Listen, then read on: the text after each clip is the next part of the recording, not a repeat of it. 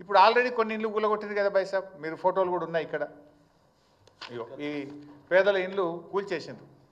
ఇప్పుడు ఈ ఇండ్లకు మరి ఇప్పుడు డబ్బులు ఇవ్వాలంటే కూడా ఆ ఇల్లుని ఎట్లా ఎస్టిమేట్ చేస్తావు? How do you estimate these houses? How will you compensate these poor people?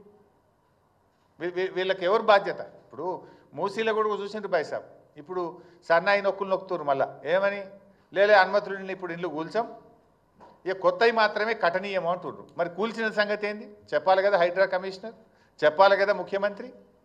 కూల్చిన Musi ఇండ్ల సంగతి ఏంది, సారీ హైడ్రా ఇండ్ల సంగతి ఏంది?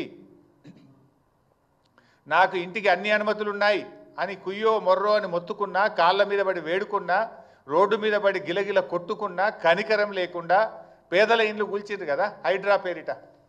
ఇప్పుడేమంటున్నారు, లేదు లేదు కట్టిన ఇండ్లు కూల్చం, ఇండ్లల్లో ఉన్నోళ్ళని కూల్చమంటివి. ఆ చిన్న పాప నా పుస్తకాలు తెచ్చుకుంటా, మా నాన్న కొనిచ్చిన వాటర్ బాటిల్ తెచ్చుకుంటా అంటే కూడా ఆ పసిపిల్ల మీద కూడా కనికరం లేకుండా ఇండ్లు కూలగొట్టారే. ఆ పాపానికి బాధ్యుడెవడు?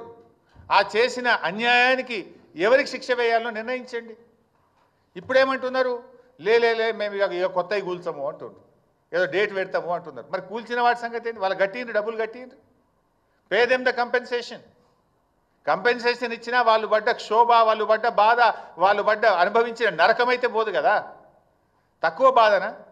వర్షం పడుతుంటే నడి రోడ్డు మీద పడేసిండ్రు, పిల్లల పుస్తకాలతో సహా బట్టలతో సహా కట్టు బట్టలతో ఇళ్ళకి వెళ్ళి బయటకు వెళ్ళగొట్టి గోసపుచ్చుకున్నారు కదా.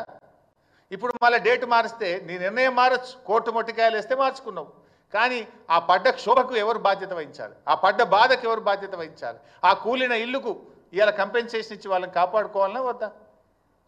అదేవిధంగా ఇవాళ మూసీలో కూడా ఇల్లు కూలగొట్టివి, నీవు చట్టం చూసుకోపోతివి, పద్ధతి పాటించకపోతివి, పార్లమెంట్ నువ్వు తప్పుదోవ పట్టిస్తేవి, ఈ కూలిన ఇళ్లకు రేపు నష్టపరిహారం ఎట్లా చెల్లిస్తావు?